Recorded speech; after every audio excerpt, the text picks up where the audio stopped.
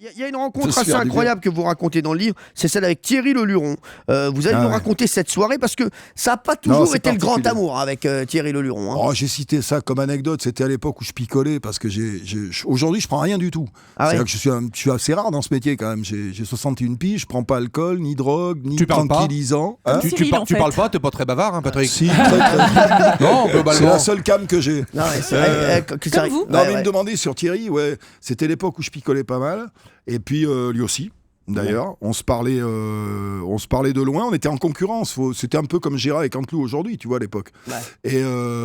Et c'est vrai qu'un soir, on s'est retrouvés, nos cours respectives étaient partis, il n'avait pas la même que la mienne. Moi, j'avais des jeunes filles assez vulgaires autour de moi, lui, il avait quelques garçons très efféminés.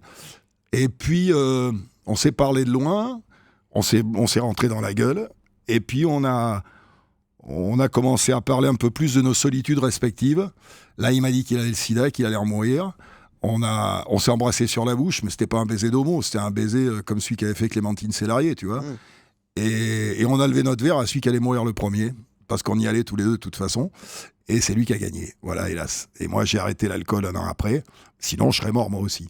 Mais c'est pour raconter toute cette période des années 80. Quelqu'un veut du gratin? Non. Oui.